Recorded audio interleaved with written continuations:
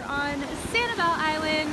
The waves are rolling in. We have quite a fun rack line here that we are going to be checking out. Lots of fun things have been rolling in and washing up. We have a lot of the sea urchins that are washing up here in all of the beach trash or beach garbage, as I like to call it. And this is like my favorite stuff to sift through because you always find really cool little beach treasures aside from awesome shells. We also find fun little things like this little sea whip here. I love sea whips. We do not find them often. We usually have to wait for a storm to come in and bring all of this stuff. And then you get the little sea whips. So these are super fun. They're purple in color. I just love them. And we are gonna take a peek and see what we can find. There's so many shells out here. It's hard to pick them all up, right? So you kind of have to decide which ones you're gonna look for. Sometimes I do come out here and just pick up like craft type shells or the quaog shells here. Those make really fun shells for painting. So if you're somebody that is in the Sanibel shells group, you might be really interested in being able to pick a bunch of those up for painting purposes. Here's a piece of a horseshoe crab there, a little piece of one. Oh, here's a piece of driftwood. This is always really fun to have in your shell display. And you have to be careful sometimes. There's a lot of shells that are washed up that are not alive, but they still have critters inside. So this one still has a creature in there. So I only take home shells that are empty. So even if they're not alive, like this scallop is not alive, but there's still a critter in there. And so they are just super, super stinky. And they're really kind of a pain to clean out. So I personally prefer to just take empty shells. Here's a really pretty calico clam. And there'll be lots of seaweed. Like some of the seaweed is really cool looking, and this is like, gosh, I love this. This is the type of seaweed that they have like plastic that you can put in your fish tank. This is the seaweed that it mimics. It's so pretty, but again, once that dries out, it's gonna be like leaves in the fall, right? So if you're from up north and the pretty leaves fall on the ground, and they're all the pretty colors, and then you collect them and then they turn brown, right? They dry out. So it's kind of the same thing with seaweed. It's a plant, so just like grass, if you found a pretty green leaf or a green grass and then you saved it, it would eventually turn brown. Here's an operculum right here. I can get that rinsed off. Love operculum, super fun beach treasure there. Here's a little paper fig. Oh my gosh, and it's perfect. Oh my gosh, I can't believe it. Usually those are always broken because they're so fragile. So we're gonna look around. It's high tide right now. So the waves are really coming in, crashing. Here's a piece of an orange scallop. Ooh, that would have been so pretty too. And I know that everybody likes to shell at low tide, which is sometimes, you know, sometimes it's totally fine, especially if you are on the east end by Lighthouse. It's always really fun because you get to go out further in the water. There's another really pretty paper fig. Look how pretty that one is. Perfect. But here on like Middle Gulf and West Gulf, it drops off pretty good here. So even at low tide, usually the waves are really crashing. There's not great visibility. So I just come and shell whenever I can come and shell. If it's high tide, it's high tide. I want to show you guys right here. You guys see right here in the middle? There's a little, uh-oh. Well, there was a really cute little egg casing and I didn't see how, wait, you guys, I really need to make like a virtual shelling bloopers, because there have been some times, there has been some things that I have edited out of these videos that make me laugh. This is a really pretty scallop while I'm standing here, but oh, I don't know. I hope you guys got to see it though. That was an egg casing, and I believe that was either from a drill, or it could have possibly been a cone, but I think it was a drill. I really didn't get to investigate it long enough before. Here's a little oyster. This is the type of oysters they crack open to find pearls. So that's kind of fun. Different than the oysters that you eat. Oh man, what's the chance that I'll be able to find it? Oh well. You guys can go back and pause the video, or else I'll try to do a screenshot of it, but that was a cute little egg casing, and I did not see that wave coming. And that's happened to me. It's happened to me before.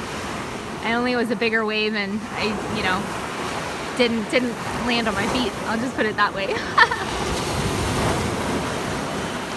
And I love cockles. I could pick up cockle shells all day. Different sizes, different shades. So pretty. So many sea urchins. So everybody's gonna say, well, why aren't you picking up all the sea urchins? I don't want to clean them. Let me tell you what. Sea urchins, look at that cool piece of driftwood. Sea urchins are super, super stinky, and they're very hard to clean. You've got to have a lot of time and a lot of patience to clean out a sea urchin. This is a little, there's a little tool up there. There's a little conch. They're hiding there. You've got to have a lot of patience, a lot of time. They've got to dry out. The spines have to fall off, or you can try to rub them off, but your fingers will be blistered in no time. Then you got to get the animal out. You got to get it to dry out.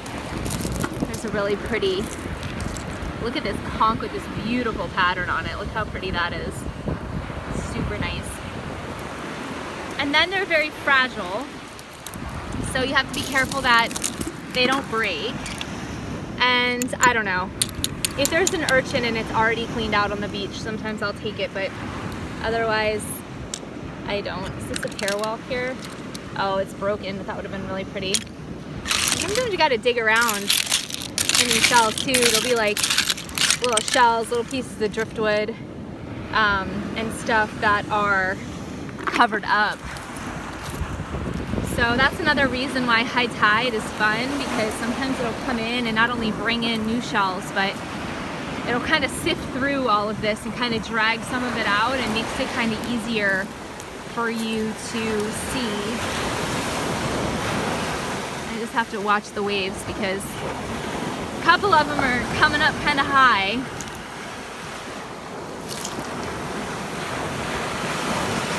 Let's see what we got. Here they come. And they're really crashing today. Sometimes it's calm, but today we've got some good waves going on. If I was in my younger days, I'd be out there trying to surf, but I'm not young anymore, and it doesn't seem, I don't know, the appeal is just not there anymore for me. I don't know. It's like the older I get, the less enthusiastic I become about certain extreme sports. Here's a little paper fig that has some barnacles on it. That's kind of cute. Here. I love all the like unique things. I tell you guys that a lot. I like finding fun, unique shells and treasures that you don't always see every day. Oh, that would have been such a cool true, but it's broken. They are here though. That is good news that they are here. It's always good when you find pieces of fun shells, because then you know that they're around. They might have not made it to shore in one piece, but they are here, which is super fun.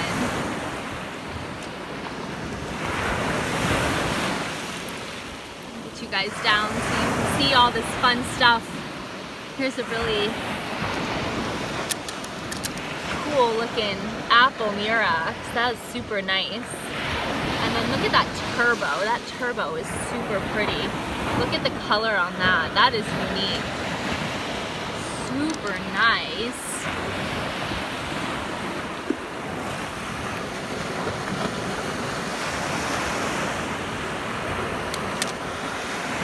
couple Indian boats or slipper shells. So you've got a live mussel shell here. Those are the kind that people eat. So if you order mussels, that's what they use for that. And then you've got 2 slipper shells hanging on. I don't know if they're still alive, but we'll toss them into the water, and if they're still alive, they've got a shot. And if not, it'll get washed back up here, and then the birds or crabs or whatever can feast. This is a mussel shell right here. They're not much to look at on the one side, but inside they've got this beautiful, shiny, stand out there, iridescent to them. They're so pretty. They're so cool. They're fun shells to make like shell flowers out of too. Look at this big murex. It's a little bit beat up. It's been around the block, but that's a big one. It's a pretty lace murex. And here you can see, like, this is what'll happen to focus in there. This is what'll happen to the urchins. They'll lose their spines. And then as it dries out, can you see the animal is inside, but it's detached. So eventually, I don't think this one's quite dry enough, but it'll be rattling around inside, and you'll be able to just shake it right out. And then this is what you will end up having, an empty shell without the spines. But it's quite a process to get them to that point. You guys see this little, what is this? Is this a little shark eye or a little body in here? A little shark eye. Hiding. That's so cute. So a lot of times, I mean, it's hard work crouching down like this. It's a bat killer, I'll tell you that. But sometimes that's what you have to do to be able to see, to be able to get down and see all these fun shells. Look at this piece of driftwood. This is really cool. Look at that. That's a really cool piece of driftwood. Kind of looks like a starfish. So that's really neat.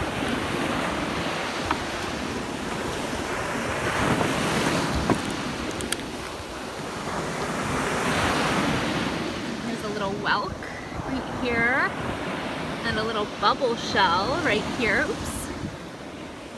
There.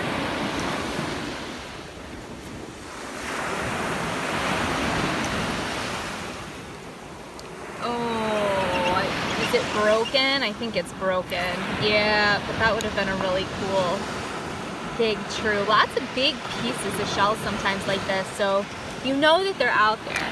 It's just a matter of finding one that made it to shore in one piece, which is not an easy task when you've got big waves like this crashing in.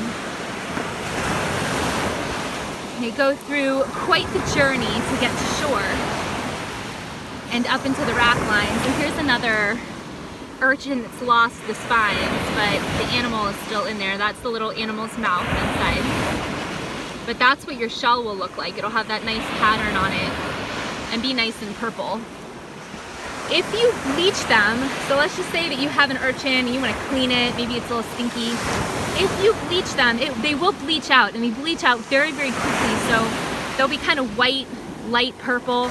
They are really pretty, but they do bleach out. So here's kind of a fun one that has like the white spines or the light pink spines. They come in different colors, which is kind of fun. So there's one that's more purple right there, and then one that's more white. And unfortunately, I've been asked about keeping the spines on, and I just don't think there's an easy way to do that. They always seem to fall off eventually. Here's a really cool piece of sea sponge. And again, anything that's like a plant-based sea item, when it's alive, it's very pretty, it's very vibrant colored. But when it dries out, that's just gonna be brown. It's gonna be brown and stinky. You can see here, it's already starting to dry out. And it's not gonna be very pretty, unfortunately. Here's a little crab claw, look how pretty.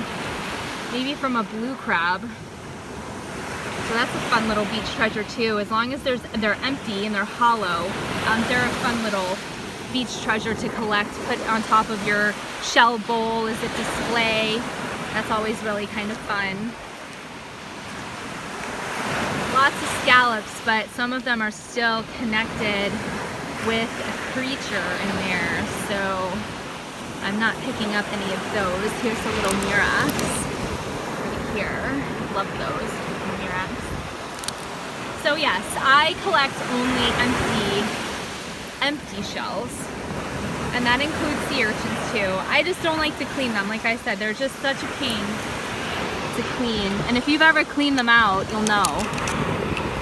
I got it too. Oh, it is connected. Look at that. It is connected still, which is awesome. I love it when they're connected like this. We'll put that into our shell bag. And I've seen some people out here shelling, and they just have like a regular bag, not like a Publix bag, like the grocery bag, a plastic bag. The problem with those is, number one, they can rip.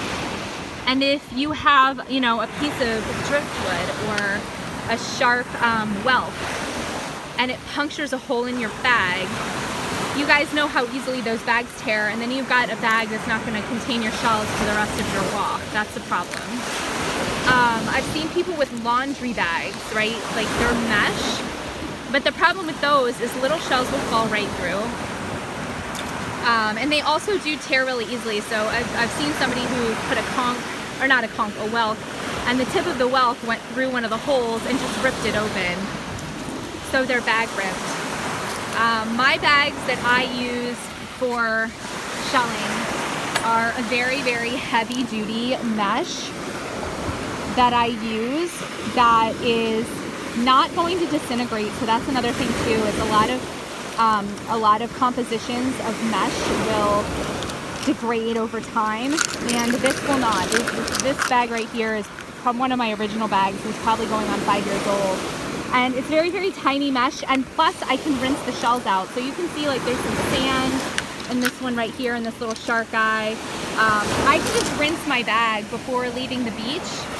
And if you have a plastic bag or a canvas bag, you can't do that. So your bag is going to fill up with sand and water and become really heavy, and all your shells are going to be really wet and sandy. So that's another reason why I like to rinse them off before I leave. It just makes it like super easy. As I walk along, there's so many different types of shells, right? Like you've got your cockles, and here's a heart cockle here, and then you've got a little yellow cockle here, which are so pretty. Oops, I dropped my murex. And then you've got shells like murexes, and of course you've got your scallops, right? And if you're a crafter, you've got a ton of arc shells, the white arc shells. You've got a ton of elephant ears or duck plants. You've got quahogs. You've got all kinds of really fun shells to paint, to craft with. You know, just there's so many. So you kind of have to pick and choose what you're looking for and keep your eye out for those specific shells. Now I'm looking for more of like the other beach treasures. Like, you know, we can come out and find shells all the time, but it's not every day that we get a wash up like this. Usually over the summer months and in the winter months when we get storms, usually summer, winter are the most extremes for the winds and storms coming in. And with all of this seaweed, that's when we find the cool things like mermaid purses, crab shells, crab claws, sea whips, driftwood. Those are the kind of fun things that I love finding because we don't get those all year. Look at this cute little paper fig. Paper figs are doing pretty good. I'm surprised. Usually they're all broken, but these are all looking pretty good. But you know, you find a lot of conchs and things, which are always really fun. But at the same time, you know, I love finding the things that we don't always get to see. And your best chances of finding the driftwood and other types of treasures, the sea life, the starfish, sea urchins, like they're all over the place right now, is when we get a big storm, high winds, rough waves, and they just roll up all of this cool pieces of driftwood and things like that. So that's kind of what I am looking for. Here's a big piece of a whelk or something that has some barnacles on it. But you know, sometimes you'll find those big shells that roll in too, those big horse conchs or or big whelks. Those are always really fun to find.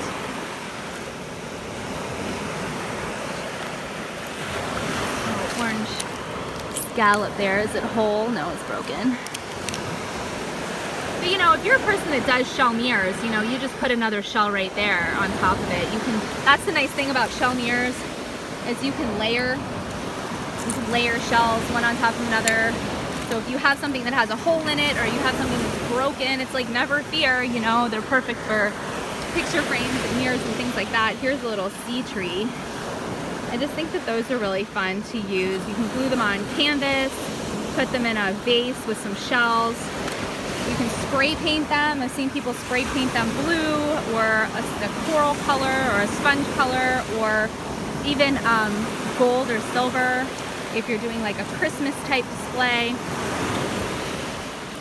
So spray painting them is always really fun. And people ask me, you know, well, you always say, Laura, that the sea sponges lose their color. Well, how come when I go to the shell shop, you know, they've got really bright orange and red sponges? Well, they're dyed or they're painted. They're not, they don't dry out that way. There's an operculum, big operculum here. Trap door to a shell. So they do that with coral also. A lot of the coral, they will either dye or paint. So just because you go to a shell shop and you see something colorful doesn't mean that it's naturally that color. You have to just keep that in mind, because you know, all of this seaweed will dry out and lose its color. There's very few species out there that will keep that nice color even when they dry out. Here's another operculum. It's got a little hole there, but still really cool.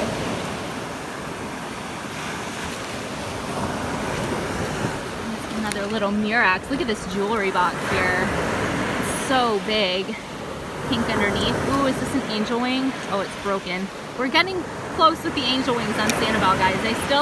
I don't think I've ever found a whole one on Sanibel, but I found pieces before, and it's usually in wash-ups like this that you'll find them. But they're just so fragile, and they just don't make it to shore very well. Shell bag's getting a little heavy here. I wear my shell bag when I'm shelling by myself, or not by myself, but when I'm not filming, when you all aren't with me. I wear my shell bag like a handbag, like a purse, just over my shoulder. But when I'm holding my phone, I wear it cross-body, so as I'm leaning over, it's not like dangling off my shoulder and in the way of the camera. So it just depends on how you like to hold your bag.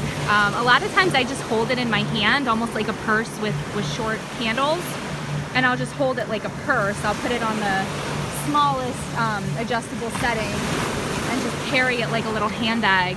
And that makes it easy, almost like an Easter basket, right? Because then it's easy to just pick them up, put them in, pick them up, put them in.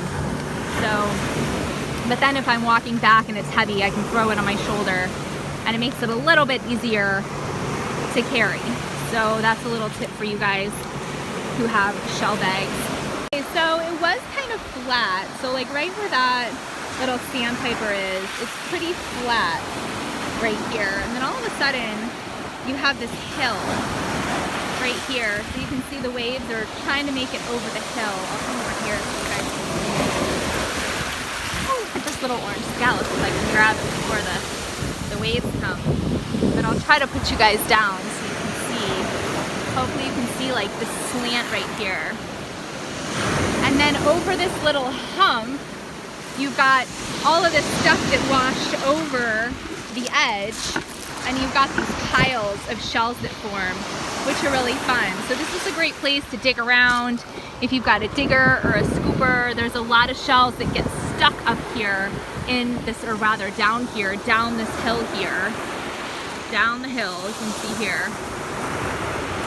And sometimes you'll find some really fun things. So it's always good to kind of dig. If you have like a, you know, a digger, I always try to find a pen shell or something fun to dig with, like this. You can always find a pen shell, and it makes a good digger. It's nice and flat, and then you can dig around. Here's a cool little piece of driftwood. Here's another one.